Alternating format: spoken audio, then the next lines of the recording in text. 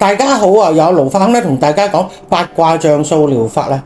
今集呢組號碼咧就係有朋友提問啊，佢話佢嘅先生咧就有牛皮癬，咁就好耐都唔好啊。佢試過買藥膏搽啦，咁啊睇醫生嗰段時間都好少少，咁但係之後咧個牛皮癬咧又有咁嘅問題，佢嘅皮膚咧唔知點解都好似咧佢好難好咁啊。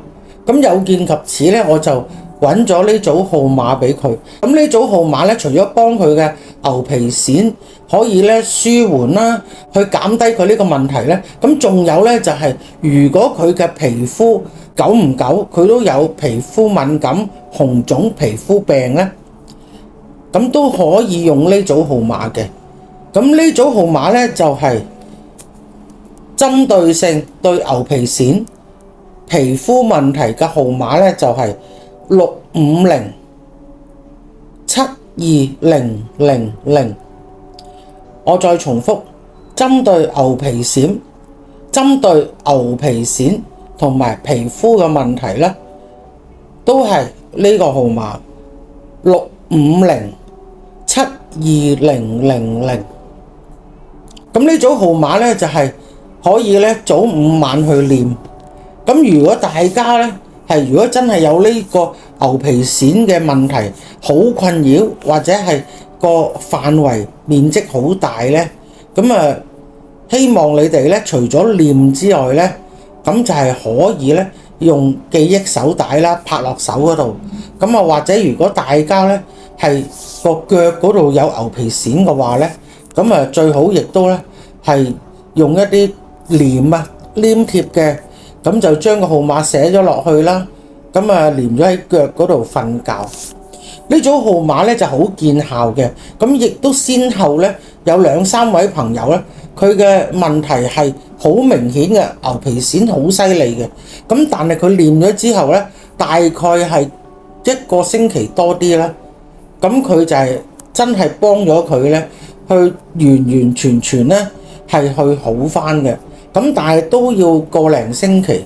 咁有位朋友咧，佢就好開心啊，因為佢呢個牛皮癬嘅問題咧困擾咗佢好耐。咁我初時同佢講咧，佢都唔係好接受。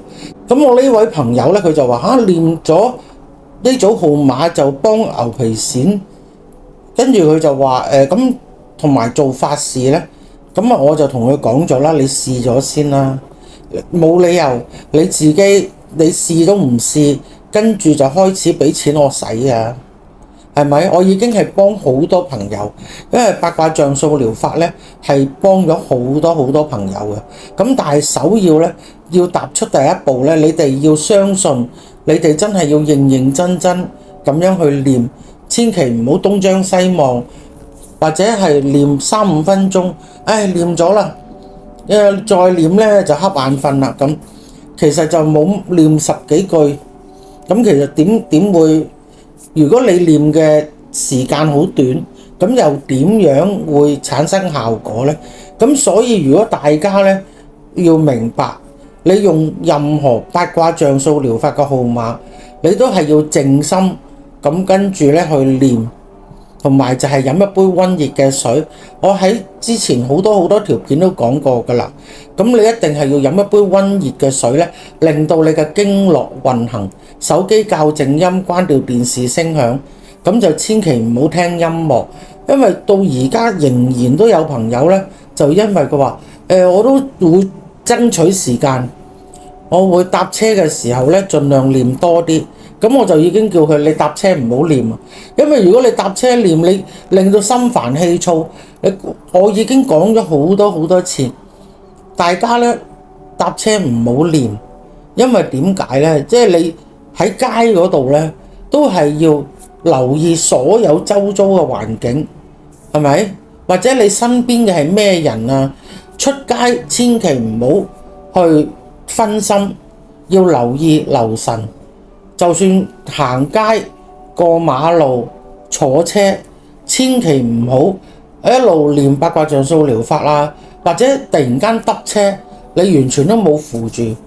咁雖然而家咧坐車都有呢個安全帶啦，咁但係我就希望大家都要留意，因為有時公共交通工具啦，除咗係危險，即係會剎車啊，或者係其他情況啊，咁坐喺你隔離嘅陌生人啊，所有嘢就唔希望你哋一路坐車一路練，要練八卦像素療法嘅期量喺公司真係冇人嘅短時間你可以練，但係如果可以嘅話，都係喺屋企靜心去練，千祈唔好突然之間。我有位朋友咧，佢就好怕喺屋企練嘅，因為點解咧？因為佢屋企咧同埋佢嘅父母一齊住啦，咁佢媽揾親佢咧，都係大聲叫佢應啊咁，咁佢就已經叫咗你揾我咧，唔好大聲嗌，我唔應咧，你等一陣先至嗌我。但係咧，我呢位朋友個媽咧，個媽媽咧，仍然都係要揾佢嘅時候咧，就大聲嗌佢嘅。咁咧呢個情況咧，就都幾慘嘅，因為佢一定要應佢阿媽。如果唔係咧，佢一路練咧，佢見佢嗌咗幾聲咧，佢再大聲啲嗌佢，咁跟住咧叫佢之後，如果佢唔應咧，咁佢就會開房門揾佢。咁啊，所以咧就最麻煩就係有呢個情況。咁我話如果你要改善嘅話，咁就要等你媽媽唔喺屋企啦，即係千祈唔好突然間午時三刻可能要揾你，或者個樽蓋又開唔到又揾你啊咁。你見你放假喺屋企咧，就可能咧叫多你兩聲啊咁。呢啲情況咧就盡可能去留意一下。咁好啦，咁咧大家如果係對八卦像素療法幫到你哋咧，都希望你哋捐100蚊或以上到紅十字會，我幫大家，大家幫別人共襄善舉。記得唔好忘記 subscribe、like and share 啊！大家咧，如果有任何八卦像素療法號碼你想知咧，咁我就再話俾大家聽啦。下一集見，拜拜。